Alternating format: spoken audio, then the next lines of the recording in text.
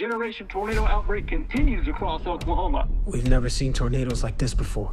Welcome in to a special edition of Box Office Quarterbacks.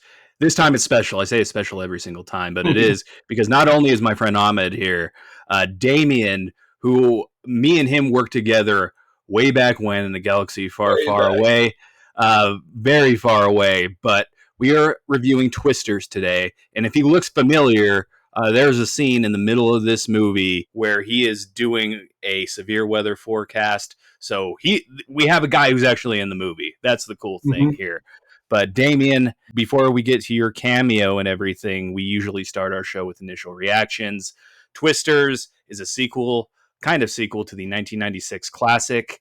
What did you think of all the years waiting, finally getting back in the theaters and seeing Storm chasing on the big screen once again?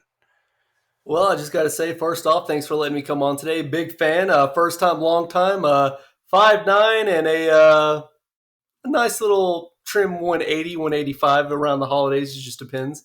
But no, I'm really excited. And I would just say, great movie, 100%. Jeff, we were talking about this. I normally get asked 3 questions about this movie. The first one is, what did I think about it? And I will just say that this movie, I compare it a lot to, and not just because it stars Glen Powell, right? But I compare it a lot to Top Gun Maverick, to where it's just a great, awesome summer blockbuster. And not only is it a great movie, but you have to, I cannot stress this enough, you have to see this movie in theaters. Watching it on your phone or on your laptop, yeah, it's a great movie, but you will not get the experience of seeing it in the big screen. IMAX is great. I know some people who have even seen it in 4DX, which they say that it's a very intense movie to watch that way, right? One of my buddies, one of my coworkers, he's actually a meteorologist that I work with. He went and saw it with his kids, and he said the next day his ribs were hurting because of how much the chair was shaking on it. But yes, great movie. Loved it. I saw it in Dolby, and I totally have to agree. It's not one of those movies that you can just watch it on your phone or try to pirate it. You pay the extra money and go watch it. Yeah, this is an experience. I saw this at 4:30 on a Saturday, and my theater was packed. I had a drunk guy next to me asking if the movie was filmed in New Mexico. We are back. The movies are back, guys. Okay? This movie got the people in the seats. I love the special effects. I love the cast here. Glen Powell is fantastic. Daisy Edgar-Jones is really great in here, too. Anthony Ramos, I really loved, even though he was the biggest third wheel of all time, and I felt real bad for him. But so much to love, so much to talk about. But first, Ahmed, I think you had a surprise for us, right? I do. The movies are back, as Jeff said, and that's not the only thing that's back, ladies and gentlemen. The popcorn buckets are back.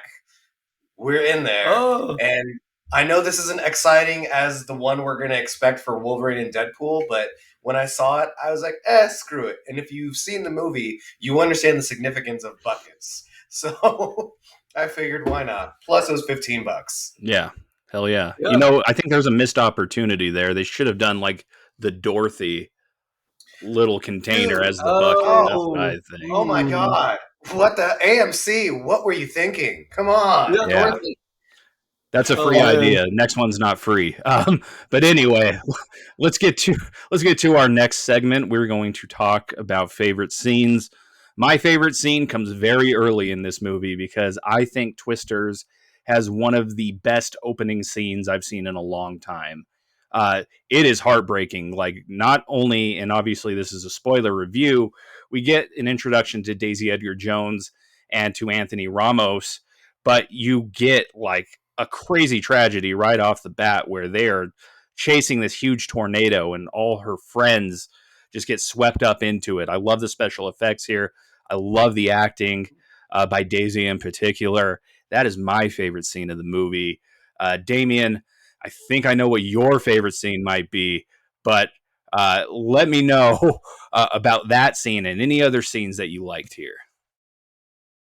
Okay, well, obviously my cameo, that was great because I got one of the cool things that the production company did was since they shot the movie in Oklahoma, they actually did a red carpet red carpet showing of the movie here in Oklahoma City.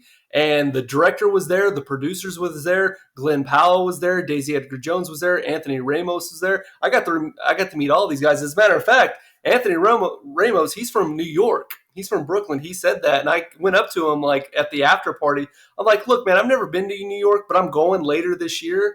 Give me some restaurants. And he's like, for real? I'm like, yeah, for real. So he gave me 4 restaurant recommendations of like legit, authentic New York places to go. So thank you, Anthony, for that. But yeah, just Jeff, to piggyback off your thing, I think this kind of ties into the Oklahoma-ness of this movie. And I think that's why, as a matter of fact, I just saw a report that the theater that sold the most tickets for Twisters on opening weekend was a theater in Moore, Oklahoma, which is where, you know, they've had a lot of F5, EF5 tornadoes.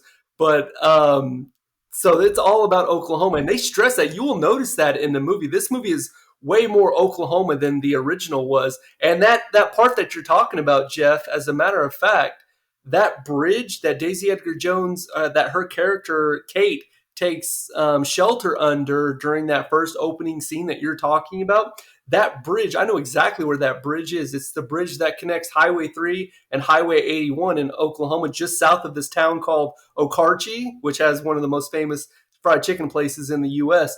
But the interesting thing is that like not even a mile from that bridge where they shot the scene is a cemetery. And in that cemetery, that's where my dad's buried. That's where my grandparents are buried. So it's so cool and so crazy to like see, like be able to recognize places that they shot here for the movie in the state of Oklahoma. So I think that's one of my, Jeff, I was thinking about that. That was a really good scene. So that one's good. Obviously my cameo, I'm not going to pick that, but if I had to pick my favorite scene, this is why I think this movie is so great as a meteorologist, because as a storm chaser, there's that part where they're before they start chasing a storm, Glen Powell and Daisy Edgar-Jones, Tyler Owens and her character's name is Kate. So whenever they're talking about, well, there's these 2 storms, which one are we going to chase? Well, this one has more support. This one has the sky all to itself. It has all the moisture, but this one has a cap. It could be moving into a more secure area, or, you know, a more stable environment, this, that, and the other. And they're just going back and forth of which storm to chase, which one to go after. And I cannot tell you, like my job on severe weather days here in Oklahoma as a meteorologist, storm chasing, is one of my jobs is to coordinate our trackers. I'm the one who's telling our chasers, all right, you need to get on this storm, you need to get on that storm. And I cannot tell you how many times that I have personally gone through that. Like, oh my gosh, yes, this storm is showing a lot of promise, but it's moving into a stable environment with a cap, which caps kill storms, versus this one, it's not really in a stable environment, but it's all by itself. There's nothing to block that inflow, so it could explode. So it's just one of those things. So I would say it's probably not going to be anyone else's favorite scene of the movie, but just because of how accurate they got that, I would have to say that was definitely my favorite part. You're talking about the scene where they're in the truck, right? No, that was the one where they had station, tornadoes. Yeah, that was there's one where they're chasing the 2 tornadoes. One goes this way. The twins, that was the another part. Yeah, that same thing. They were like, which one do we chase? This one's got this one's got that. And I would just say it just shows, because in the pre-production of this movie, they came down to Oklahoma. They came down to our news station. They came down to the National Weather Service office in Norman, and they spent a lot of time, the production company, even the actors were there just getting a crash course, for lack of a better phrase, of meteorology, storm chasing, and severe weather. And I just think they took great notes, because it definitely shows up in the film. But yeah, I think, like I said, I might be the only person who that might be my favorite scene, but man, it was a good one, just because of it just shows the commitment. Because how many times have we watched movies to where if it's something like in our wheelhouse, something that we know about, and they just get it wrong, you're just like, really? It kind of takes you out. But no, this one fully immersed in the experience. Well, especially if it's a movie that's supposed to take place in Oklahoma, and then you're like, that's not Oklahoma, that's fucking Georgia. That would be yeah. So no, that's awesome. Yeah. What about you, Ahmed? That's cool though, Damien. Like That's why we wanted you on, because you're giving us a scientific look at this movie, and I really love that you're doing that for us, because you've seen movies like 2012 or The Day After Tomorrow where they take huge liberties with stuff. So, Ahmed, what did you think? I kind of have to agree with Damien a little bit. Sorry, we have a cameo by Scratchy over here, who's being needy. Yeah, so sorry about that. Scratchy's the Nick Fury of box office. He's the Nick Fury. Yeah, we're assembling a team, assembling a team of treats. My favorite scene, similar to Damien, but it was whenever it was Glen Powell as Tyler and Kate, when they're kind of just talking about weather and they're in the truck together. I loved that there was this like it was romantic, but it was subtle. But you could read the vibe. They had such great on-screen chemistry together. But I really just like that. I don't know how else to say this without it sounding weird, but I'm just gonna fucking say it. Glen Powell has the ability to steal a scene, but whenever he's on screen with somebody else, he doesn't take away from the other person. I feel like if I was an actor, he would be a really cool person to work with, because he doesn't steal the show. He's very just like it. You know what I mean?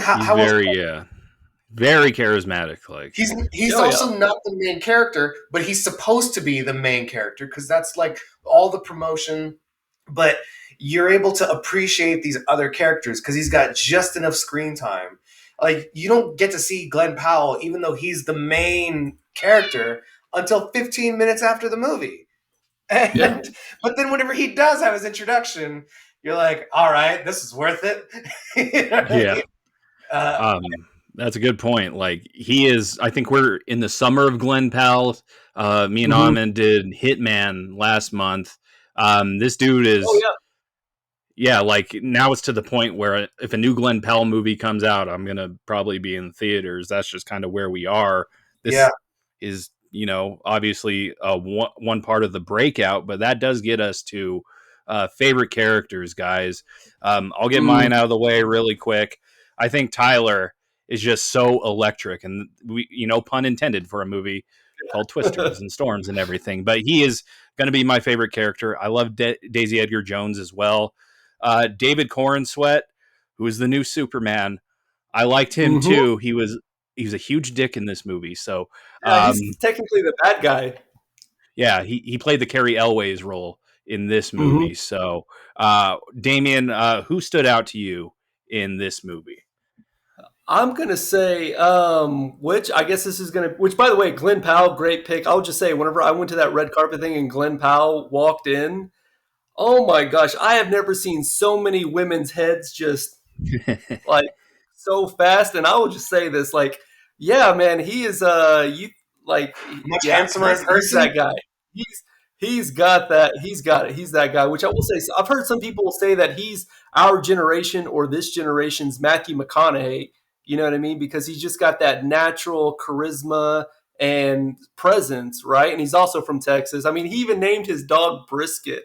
How cool is that, right? But yeah, no, getting a chance to see him, meet him, yeah, he's definitely got that. So Jeff, I think you're going to take the main pick that everyone had. But if I'm being honest, my favorite, I guess, character in the entire movie, I'm going to go with the state of Oklahoma, just because. I mean, if you watch it, kind of like Ahmed, what you were talking about, how like you could just feel that like it's a character in the movie. Like we were talking about Robert Pattinson, the Batman Matt Reeves movie earlier, like Gotham City in that movie, it's a character, or the Joker movie with Joaquin Phoenix and Todd Phillips.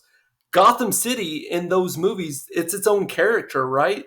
And I just think it kind of goes into the same thing here with this movie. Oklahoma is its own character in this movie. So I would just say that, like, I mean, if you're not from Oklahoma, you may not get like a lot of the references and a lot of things. You might not see all the sites and be able to, like, kind of like, because I was born and raised in Oklahoma. So obviously I see that stuff. I know that stuff. But for me, if I had to pick my favorite character or the standout character, I probably would. I'm going to go with the state of Oklahoma. That's nice. Yeah, that's a good pick.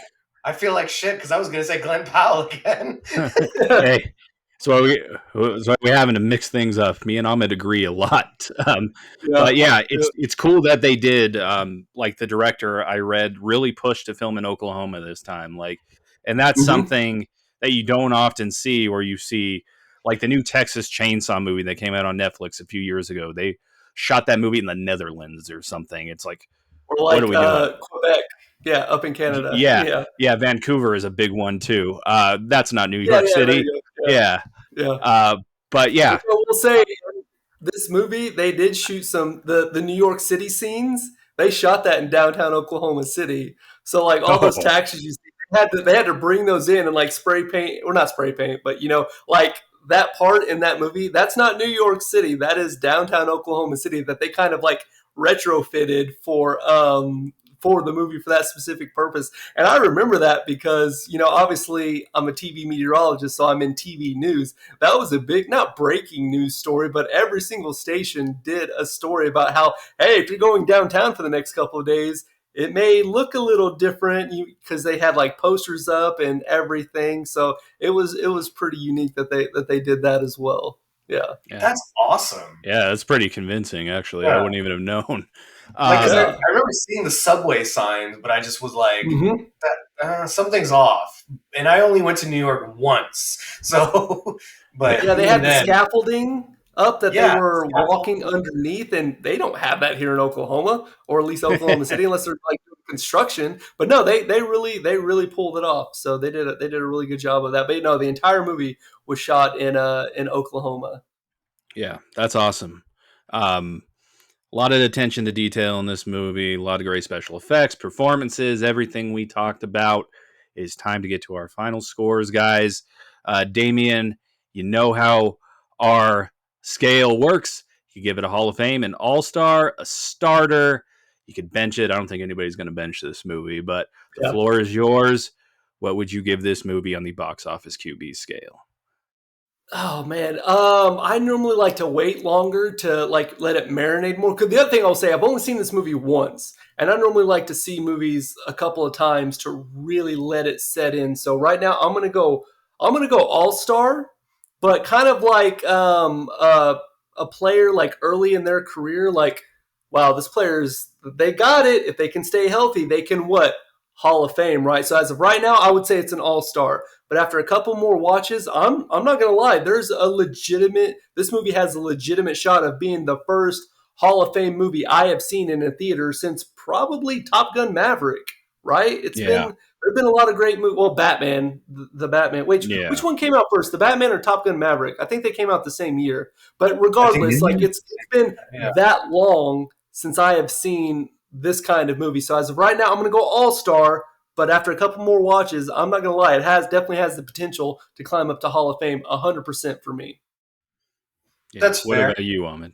I'd give it the same, all-star, close to Hall of Fame, like a 4.998. You know what I mean?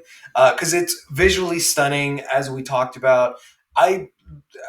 It's hard to compare it to the original, because the original and this standalone sequel, if you will, they have different themes. I feel like this one is more weather-based, whereas Twister 1996 is sort of like a romance movie that just so happens to have tornadoes.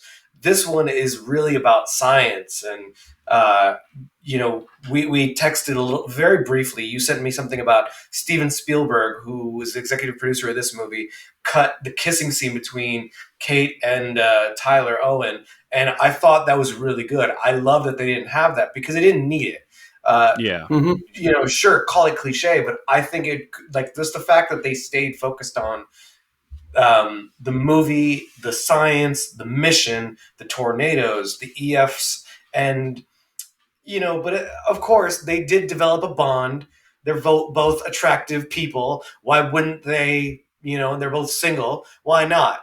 But it still leaves it for the end of the movie, just like we got to go after the next storm. Let's go. Whereas in the ending of the first movie, I think we've seen enough. Yeah, it's like we're back together now. Helen Hunt and Bill Paxton at the end of that movie. I loved it. I have to agree. Yeah. for that part of the kissing. If you want to see the kissing scene, it is technically on social media now because I actually know the person who shot it, like behind the scenes, like whenever they're shooting that in the Oklahoma City airport, like they had the background actors and everything, but behind the scenes where they weren't background actors, a couple of people were filming, and that they actually did catch and film the kissing scene between Tyler Owens and Kate. So it exists. It's out there. It might be a deleted scene, but yeah, that if you need that because, the hero always has to get the girl, the love story has to come to a head. If you want to see that for your own satisfaction, edification, whatever, that scene exists. Just have to look it up on Twitter. It's like our DVD alternate ending for this movie. Yeah. Is that. Yeah. I got to agree with you guys. I'm going to give it an all-star. Like, I agree with you, Damien. This is almost like the Top Gun Maverick of disaster movies. Like, they really took everything that we loved from those movies in the 90s and bottled that feeling and made it better and bigger in every single way. There's nothing but good things here. I could see this movie 2 more times in theaters and I wouldn't get bored. I don't know if I want to see a sequel, just like I don't really want to see a sequel to Top Gun Maverick. I think it's perfect with 2 movies, but I'll watch more if I need to.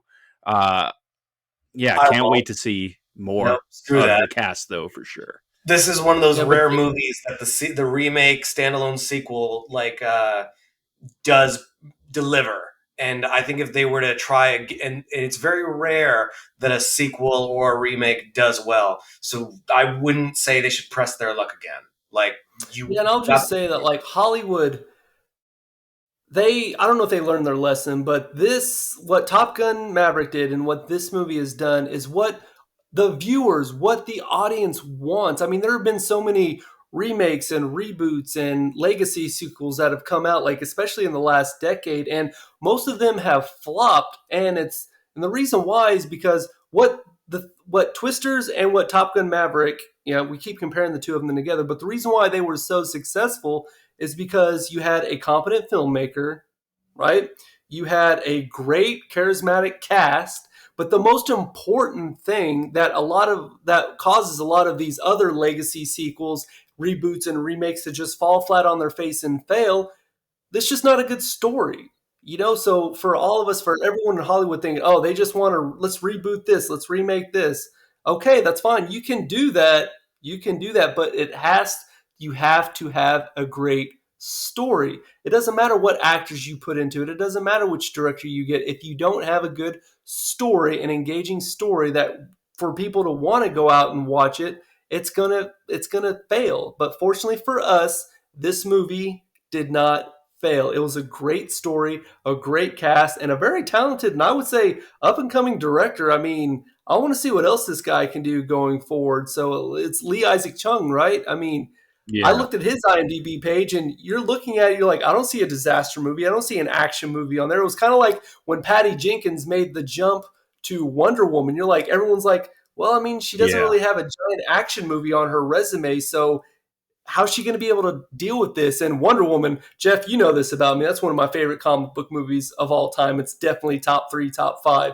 But so that's the other thing I love about movies like this is I love getting surprised by movies in a good way. Like, wow, I didn't know it was going to be that great. And you just walk out of there like feeling great because that's what movies should be. And fortunately, that's what this movie was.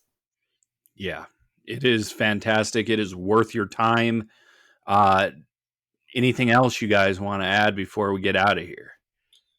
I would hope that after watching this movie, people will be entertained, but kind of come out of a sobering moment. I hate to be a downer on this, but I'm in Houston. We did have a weird hurricane that nobody predicted was going to be as bad as it was. And it was a moment of clarity for me because it was like things could have been a lot worse. Doesn't mean that it's okay, but it's also kind of like, Damien, I'm pretty sure you can relate to this as a meteorologist. You can never prepare for any of this shit. It's very scary. So I hope more people will kind of take away from like a respect for meteorologists, scientists, and even so-called storm chasers, because it is dangerous. And it's like, you can say, oh, why would you do something like that? putting yourself in harm's way. This is how we can find solutions. And Tyler Owens' character portrayed initially as the Carrie Elwes' character, in my opinion, because Carrie Elwes was the one who was the kind of douchebag, like, I'm better than you, I'm going to steal your ideas. And come to find out, like, no, he actually knows what he's doing. He's a scientist. He just, is using his platform to help people, which makes Kate feel like shit. That's also supposed to make the viewer kind of go, maybe there's always more than meets the eye. And so I kind of hope that the more technology, the more interest people will get, maybe we can do something about these horrible, tragedies and natural disasters. Yeah, well said. Yeah, both you guys. And scene. and scene. Well, Damien, yeah, this was a lot of fun, man. It's fun reviewing movies with Damien again. We did Batman versus Superman way back when, a very long time ago. So next time we do a DC movie, you're invited to come back on. But okay. I would rather watch y'all's review of Batman versus Superman than rewatch that dreck. I think we were too kind to it coming out of that theater. Yeah, I think so. And I think I still feel the same way about that movie, but I just, as time goes on. But I will say that the other thing that, Jeff, you were in on this as well. Remember when we did that March Madness of superhero movies? Yeah, that was pretty cool. Yeah, that was a lot of fun as well. And as a matter of fact, do you remember what the final two were? Was it The Dark Knight and Logan? Or was it Deadpool? No, Dark Knight. It was Deadpool. Logan, I don't think Logan had come out yet. Yeah, because Logan was after Deadpool. So, yeah, the top two in that thing that made it to the final was Deadpool and The Dark Knight. And obviously, Dark Knight won. But, Deadpool. And by the way, Deadpool comes out on Friday. So I can't wait to see you guys' thoughts on that. Yeah, busy month for us, for sure. Ahmed, you have to buy the popcorn bucket. I'm sorry. Take one for the team. But AMC, you hook me up with it. I've got my Stubbs membership. We'll tag him, Ahmed. We're gonna tag him. But this has been another edition of Box Office Quarterbacks. I'm Jeff. It's Ahmed. It's our friend Damien. We'll talk to you guys very soon for Deadpool and Wolverine. Have a good one.